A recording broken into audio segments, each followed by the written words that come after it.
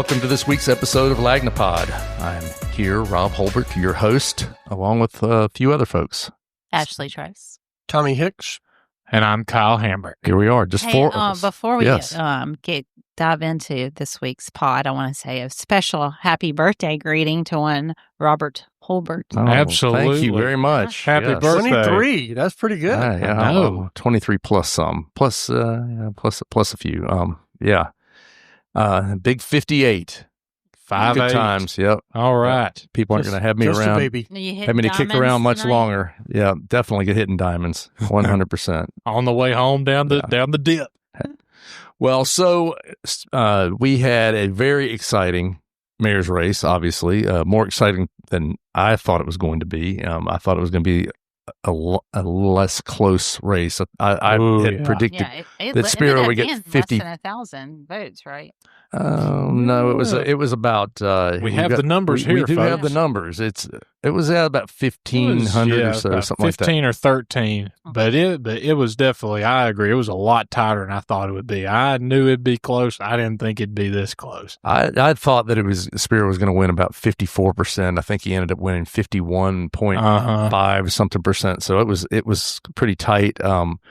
It came down to especially. Those numbers were coming in primarily from precincts that Barbara Drummond was winning. So even when TV had about 83% reporting, there was it was saying that she was winning, and certainly among the Spiro supporters there was a massive freak out going on. I know that. Oh yeah. I was in a room with a few folks that were more Spiro oriented, I think, overall, and there were definitely some people who were wigging out. Yeah.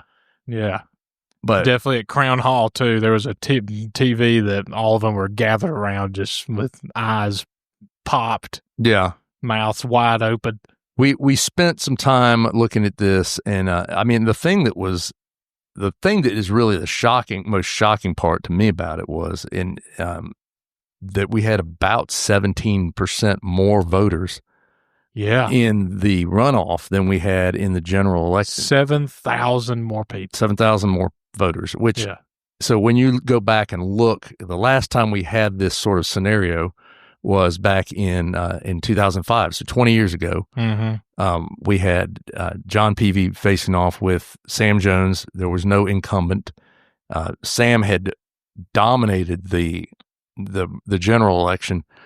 I think he was ahead by 10,000 votes over Peavy, and he ended up, I think, still around 5,000 or 6,000 votes ahead at the end of the race. But Peavy came up considerably, almost getting about 2-to-1 vote, getting close to that from on the way, in the runoff. But we had about a 7% increase in voters in the runoff. So, I thought, well, that would be a pretty good these days to have that kind of, that many more people turn out for the runoff. Mm-hmm. But it blew that out of the water. Yeah. So there was about 3,500 voters more 20 years ago. It was 7,000 more voters this time. We still didn't get up to the level of voters that we had 20 years ago, though. Yeah. I think we ended up with about 53,000 total voters. I think we ended up with about 48,000. 48,000, which is about 30-something almost 40, almost 49. But about 30% of the vote, which is registered voters. Crappy too that folks don't vote, but that's another story altogether. Why you got to shame everybody, man? Well, shaming folks. It's your civic duty. It is. Yeah. But that's just me. What Spiro did, he obviously went in. He had his base, the Dolphin Way Baptist crowd, the E.R. Dixon crowd. He had those, and he just blew them up. He had Dolphin Way was his biggest one. He won 1,500 something votes there in the general. Came back on Tuesday with 22,884. Right. He had 2,000 votes there. Yeah. That was a big one. I mean, you look at the increase, and when we did we're sitting here with our spreadsheets, we really nerding out with numbers, but we've been doing it all day. Yeah. When you look at what Spiro increased over the general election, We'll call it the general, the first one. He increased on average 361 votes per precinct. Yeah. Barbara went up 261 votes per precinct. Mm-hmm. So, she actually proved to have a higher ceiling than I thought she did in the general election. That she did obviously get out more voters for her, than I thought maybe she was likely to do. And that was having 7,000 more voters show up was, that's pretty atypical, I think. And absolutely, that was something that really helped her. I think it helped her a lot. But obviously there was a big shift for Spiro from the Connie Hudson and the Paul Prine voters. I think you said in like one of them where Prine's people had where he had won pretty heavily. One of the one Creekwood precinct he won, Church of Christ on Schillinger. Yeah, Creekwood turned out to be that was actually Spiro's biggest increase. Mm-hmm. He had over 1,004 vote increase in that precinct. That was a huge precinct for him. So when you look at hers, the increase in some precincts were 500. I think some of her best ones were like 576. That was her best one. Mm-hmm. For him, he had 1,000. He had 700. He had 700. 600s, 700s. Lots of them with 500s. Yeah. So it was. It was funny though. Some of them, he actually did worse in than he did in the general. She had one that she did worse in, which was absolutely absentee ballots. Right. She went down 8. But the rest, like for him, he had 20 fewer voters at Doach Community Center. Yeah. Figures he had 35 fewer voters. There's just some of them where he went down a little bit. And he won 18 of the 37 polling places. Yeah. And Barbara won 19. She had one more than him, yet Spiro at those 18 was able to pull in, just more votes. Yeah. Well, he had 2,500 votes to make up, I think, after the general election. So there was, they needed, he needed a lot of those folks to switch over to him, and he got it. It was tight. What was you were at the event last night at his party. What was it like there? Were people freaking out? People were freaking out. They had their strong drinks. They were taking some comfort in those for a little while. Yeah. Very tense scene. With a few cheers every now and then as like another box for Spiro would come in on the TV. And then at some point, Fox 10 kind of fell off on the counting there. So they changed the channel to 5. WKRG to channel 5. And then there were more woohoo and 5 was like that. definitely on it. They were definitely on it this time. They were, I actually had, Peter Albrecht was kind of feeding me some numbers once in a while when and he was kind of way ahead of the curve on a lot of these things. Yeah, that's what I was hearing, chatting with the other reporters there too. But once it came out for Spiro, it was pandemonium, chaos. People were hooting and hollering and a lot of hooting and hollering. Very happy to hear the news. Was it a hootenanny? Wouldn't call it quite a hootenanny. It was functionally a hootenanny, but the vibe was a little more sophisticated than a hootenanny that I might be used to. I don't know what those hootenannies are like up in Corner, but yeah.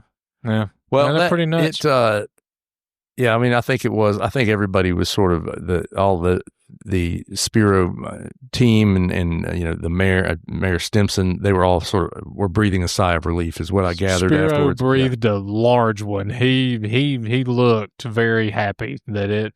Certainly that it hit his way, but also that it was all over. The 8 months of work nonstop.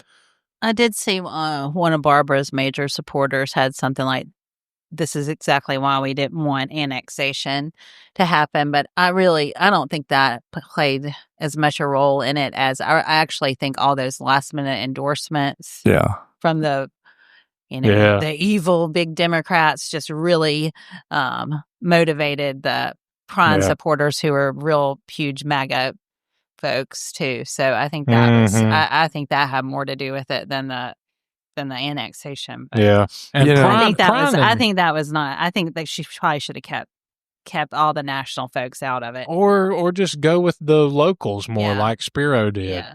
It's hard to say something like, oh, well, this is why we didn't want annexation when 70% of the registered voters don't come out and vote. Right. Either side could have blown the other one out if they were able to get more voters out. It is always a turnout game here. And this 1% or whatever, it doesn't make a huge 2 or 3% don't make a massive difference if people don't show up and vote. Mm-hmm. I mean, that's it. I know that it's sort of, you want to get to the point where you can have such a percentage advantage that that 17% voting turnout, whatever, you win. But it's because, a lot of folks aren't going to show up. But it's really on folks to show up. I mean, that's how that's what it boils down to. And if you don't, she obviously got a lot more people to show up in the runoff than she had earlier. I mean, and so, I mean, I think from that standpoint, she did a great job getting that out. She did get a lot of folks out. I thought it was a really nice, clean race. No one was dirty, and it was definitely a even huge the jabs that were at the end they were pretty low. Pretty tame. Yeah, I mean, they were pretty just they weren't what we've been used to from the last 3 or 4 mayoral races have been really rough. Else that's going on in this world and country, that's really nice to also have a civil war in our own state. It was nice to that standpoint. I think both candidates at least didn't get down in the mud about a lot of ethnic issues and things like that have dominated these races in the past, which it was at least 99% about the issues and who the people were, the two people running. And I don't think it got into just all that racial issue that we've had. Oh, the two Sam versus Sandy plus the Sandy versus Fred. Those things were really they got really nasty. So that was nice. It's I think maybe it's a moment for Mobile. We've grown up a little bit.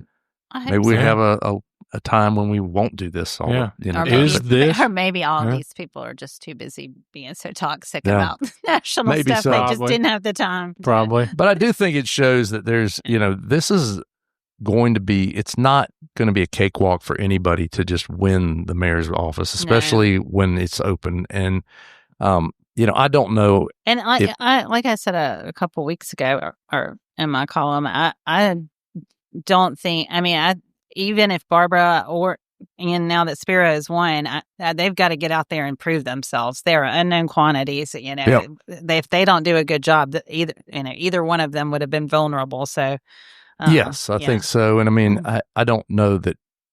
I don't think there was a level of excitement for either candidate that had. That I would say that if I saw the first time Sandy ran, and for Sam Jones likable, at that point. But there's just there's something about some certain politicians, they just have a little spark, Yeah.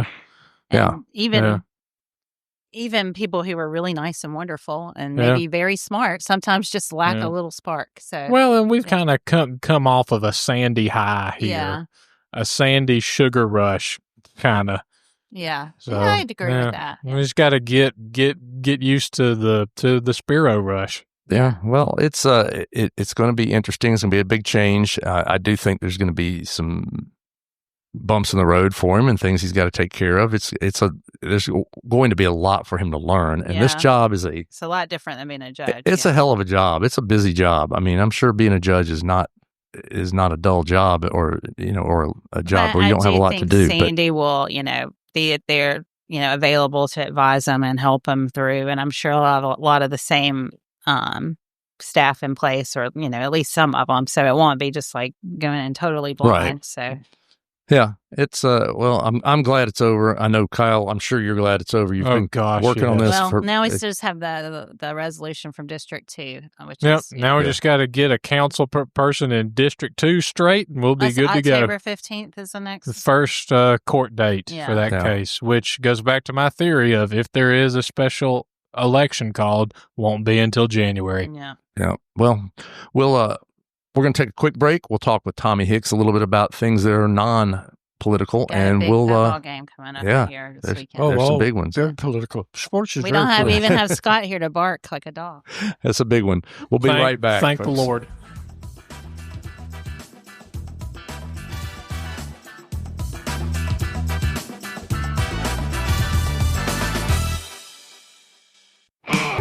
Down in our Alabama town, Lagnia Daily is on the beat.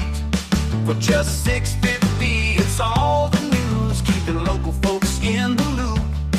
Oh, Lagnia Daily, every single morning, catching up on stories while the coffee's pouring. The local troops on every page, news for the folks of every age. It's just $6.50 a month for Mobile's daily news, Lagniappe Daily. Get signed up now at lagniappemobile.com and help keep Mobile funky. Whoa, down in our Alabama town, Lagnia Daily is on the beat. For just $6.50, it's all the news, keeping local folks in the loop.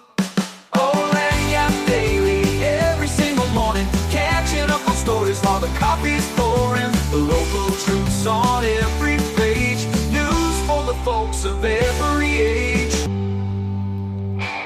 And we are back.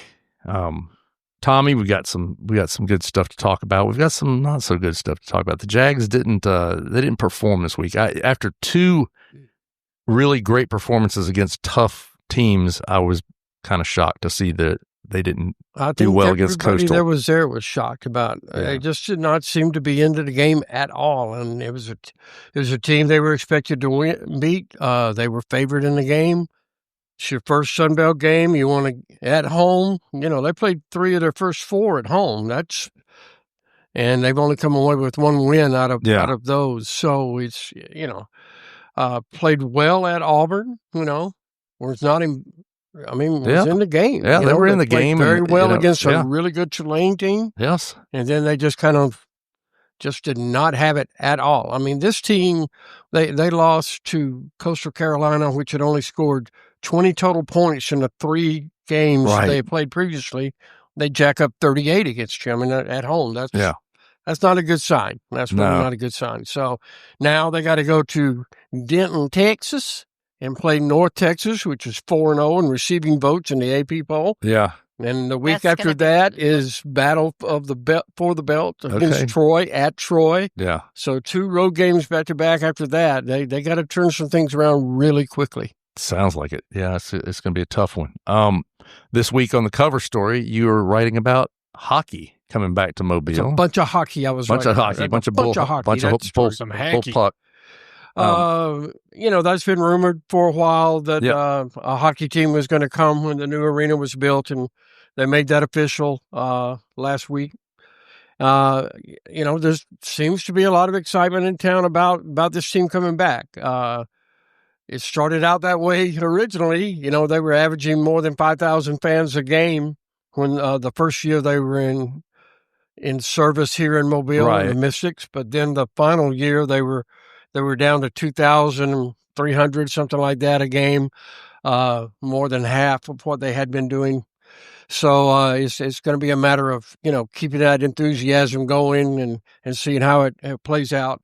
They're going to be in the Southern Professional Hockey League, which has 3 natural rivals for them in Huntsville, Birmingham, and Pensacola. Okay. So that part's good. Yeah. I mean, you've got some, but there are also like teams in Knoxville, some teams in North Carolina and further. So I think it's a good league for them. I think it's going to be a good situation. You got the new arena. One of the aspects they talked about with this is they want to build a separate building where they can practice, where the team can practice, where they can have youth hockey, which Toby Jeffries, who used to be the majority owner, Steve Chapman, who is the president and CEO of the Mystics, when I talked to them a couple of months ago, I said, what can be the difference? And he said, you got to have youth hockey. You got to build interest from the ground up to keep that interest going so that it is not just a flash in the pan and then it disappears. Got to have a fan people base. Find something else to do. Yeah. Well, I also say like the ownership group too. They do a really good job in the other markets that they are in of like making it a big, entertaining show. If you've ever been to a New Orleans Pelicans game, like you don't even have to care about, basketball at all. It's just fun to be there. And it sounds like that's the kind of thing they're going to do too. And that'll make it even. I mean, I think one of the stats from your story was like they were completely sold out all but one game. Yeah. In Savannah, I think it was. I mean, the owner, his name is Andy Kaufman. I know. I love that. I know you do. Yeah. And he's not the guy from Taxi. Not the guy from Taxi. But for those who can remember that TV show. Yes. That's how old I am. So that's how old you and I are both. Yeah, remember that. But he's very enthusiastic, and they have done a great job. They own like 5 other teams, and all of them are doing really well. They're leading. Each of the teams, I think he said, lead the league that they're in attendance. So they seem to have smaller arena too. It's going to feel a lot more intimate than that huge old civic center. Even if you have 5,000 people, it still kind of felt empty. I think that's a big part of it too. I mean, the civic center, when you went back, go to those games back then, it did feel cavernous at times, even when there were a lot of folks there. And you go in and it did feel. If you get folks packed in and it's fun and it feels energetic and, I mean, folks have, my wife went over to the one in Pensacola and watched a hockey game not long ago and she loved it. And she's like, we need to start going to hockey. I'm like, well, good luck. We're having it here pretty soon. You're in luck.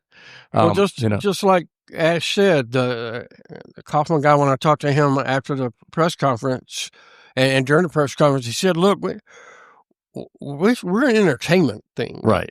Whether you like hockey or not like hockey, you're going to want to be here because we're going to have fun. Right. And I think you got to approach it that way. And another thing that's going to be really big for them, I think, is the arena is built with the idea that you're going to have a hockey team. So the way that it is built and structured and set up isn't just like, oh, we're getting a hockey team and you slam it in there some way. This way, they know it's coming and it's built around, and that's going to play a big part, I think, in developing some atmosphere in the arena for the team.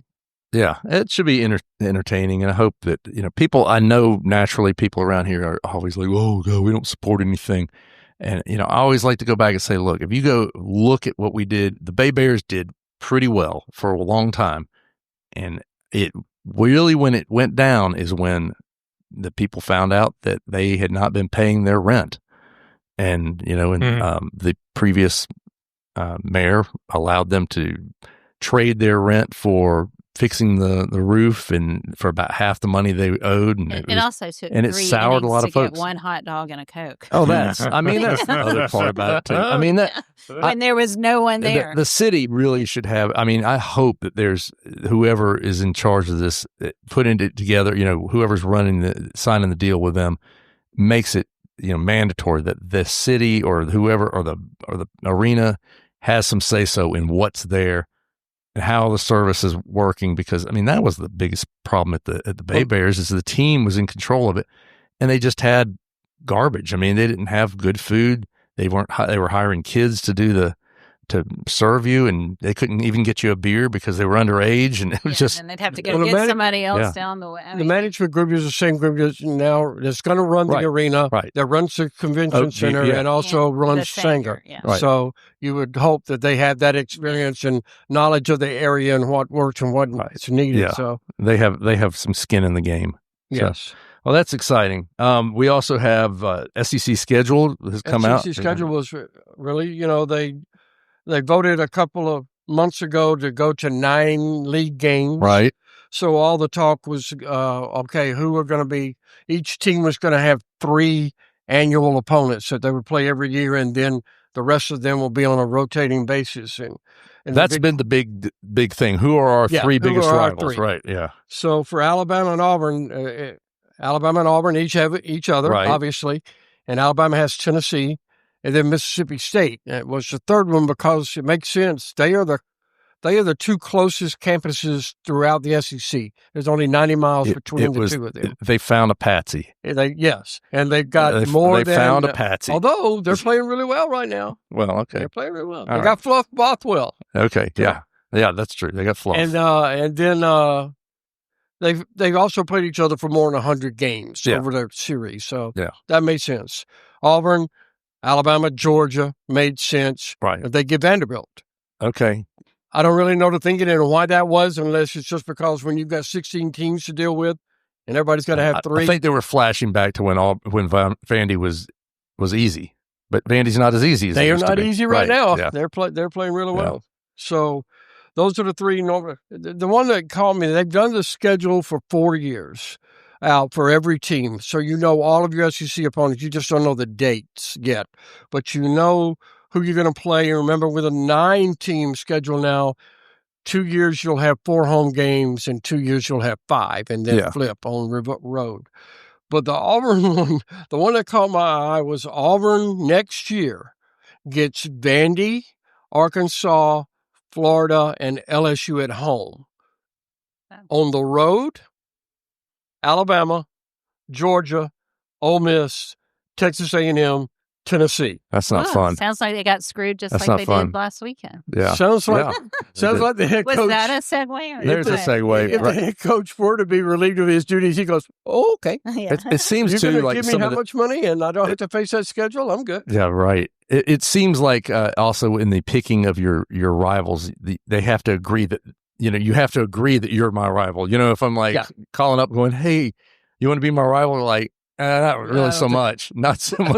I'm not feeling that one. Yeah, you're not one that we really think about. Yeah, I don't know. So that's where they are. But the way the rotation is working, you will play every team in the league at least once every 2 years, and you'll have a home and away with every team at every 4 years. At some point, every 4 years. It should make it a lot more interesting, though, too, because, it just is a lot better when they're playing one another. And, it's just those weekends suck when you look at it and like, nobody's playing each other. There's not, everybody's playing some cupcake game, some cupcake team. And it's just like, there's no SEC games on. There's nobody playing one another. So it'll be nice. This week's a good week. Yeah. Yeah. Alabama, Georgia. Right. Auburn, Texas A&M. Yep. Yeah. Ole Miss, LSU. Yes. There's some good ones. Yeah. Those are good There should be good ones. And, so, speaking of Auburn, you mentioned that they got some pretty rough calls this week. Yeah. Ooh, yeah. I didn't even know that was the substitution thing was like a move, but I saw someone say that's like something like a, Tiny Mites coach would do, right? But not it shouldn't be done. Yeah. My high school, and it goes way back. Let's not talk about age. Let's not talk about how far, but it's a while. It goes way back, and we ran that play in high school, right? Where you run in like you're going off the field, and you stand next to everybody else on the sidelines, where nobody notices you, and just slide down the road. I feel like somebody tries that once about every 5 years. They're just either college, even the pros. Once in a while, somebody tries some kind of goofy. I'm leaving the field, but I'm not. Program. Well, it was very effective. The thing that gets me is that the SEC comes back, that's against the rule. They should have been penalized. Well, then why don't you find somebody or something? Yeah. I mean, you should take another step and just say, don't do that. Yeah. And they'll go, okay, we won't ever do that again because we just used it. Yeah. I mean, what's the guess what the difference was? 7 points. Yeah. Well, that cost them the game. All right, Tommy, thanks a lot. We'll take a little break here. We're going to come right back.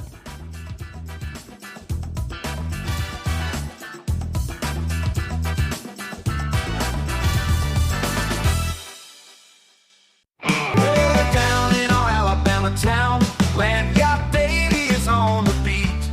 For just $6.50, it's all the news, keeping local folks in the loop. Oh, Lagnia-POD, every single morning, catching up on stories while the coffee's pouring. The local truths on every page, news for the folks of every age. It's just $6.50 a month for Mobile's daily news, Lagnia Daily. Get signed up now at Lagnia-POD.com and help keep Mobile funky. Whoa, down in our Alabama town, Lagnia-POD is on the beat. For just $6.50, it's all the news, keeping local folks in the loop. Oh, Lagnia-POD, every single morning, catching up on stories while the coffee's pouring. The local truths on every page, news for the folks of every age. And we are back. We'll have a short session here because we went long on the other two. But Kyle, we had some some deadly excitement this week downtown, right? Oh gosh, yeah. This is a very hot story. There was a 5-alarm call. This story blew up, didn't it? Yeah, It really this is something. blew up. Monday night, there was a 5-alarm call as the voters of Mobile were tucking into bed to head out to the polls the next morning. A call went out to the Hampton Inn on Royal Street downtown. There was an explosion. Right. Was what was said and was what we had been told. I got a call from my good buddy David Rasp. He's walking down there. He says, "Hey, there's something going on. There's fire trucks everywhere. They're telling us we can't get by. I'm hearing there may be an explosion." You go down there. So everybody's thinking bombs, of course. Yeah. So I'm in line at the grocery store. I see the text message, and I'm like, all right, well, I'm going to go drop my milk off, and then we'll go see Was it buttermilk or just regular? Just buttermilk. Just some regular He drinks milk. buttermilk like an old man. Well, so we're going to go. So we're going to go drop the groceries off, and then go see what tragedy is waiting for us downtown. So I pull up. I'm there with all the other TV stations, and we're waiting for the spokesman for the police to say what's happened. And he comes up and says that a woman pulled her package out of the Amazon locker, dropped it on the ground. It's a little substation there. A People can pick up stuff, right? Get some yeah. packages Inside, like the lobby inside the Hampton Inn on Royal Street. Yes. She drops her package. It bursts on the ground, and she goes to the front desk and tells the people, "My package exploded." Yes. So the receptionists go to investigate. The package is gone. The woman carried it with her, and she left the scene. All that's left is a mysterious fluid that is irritating the receptionist's eyes. So they start to get worried, and they call the police and the fire department and say there's been an explosion with a mysterious substance here. Yes. The next thing you know, 6 hook and ladder trucks, an army of firefighters show up downtown, and the police believe that the mysterious fluid was either hot sauce Right. or pepper spray from when this woman's pepper spray can From her purse. Activated when she dropped the package. But pepper spray would not have the mysterious red liquid. I think the thought is that cause the irritation to the eyes. But the receptionist. I thought maybe I'm mistaken, but I thought that the overall thing was maybe that the liquid on the ground was the hot sauce, and that the purse had also and discharged. The person also had some pepper spray. It was two things. There's some pepper sauce. I mean, hot sauce out there these days. This lady might have just really been eating some hot habanero sauce, man. Ghost pepper. My nephew is into collecting them, and I bought him one. He was like, "You can't even take a drop of it. You can't even look at it." And I was like, "Well, why did I buy this for you?" He said, "I just need to have it." Yeah.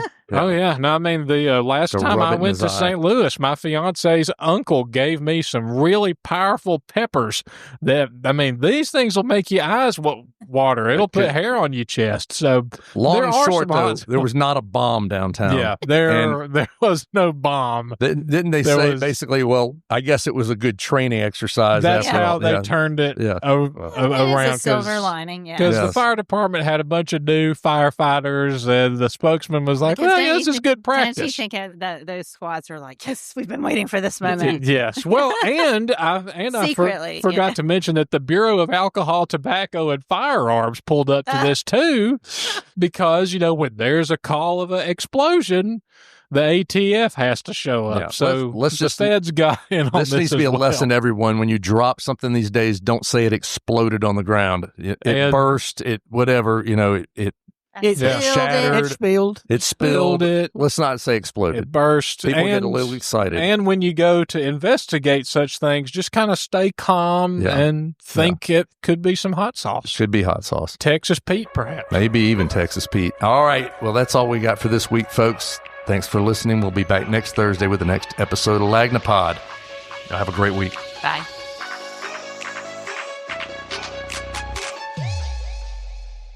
The Lagnia-POD is a Something Extra publishing production. Executive producers are Rob Holbert and Ashley Trice. Music is by Some Pulse Sounds and Electro Animals. Only subscribers like you have access to this podcast. Tell your friends they can sign up at my.lagniapmobile.com. For advertising opportunities, please call 251-450-4466.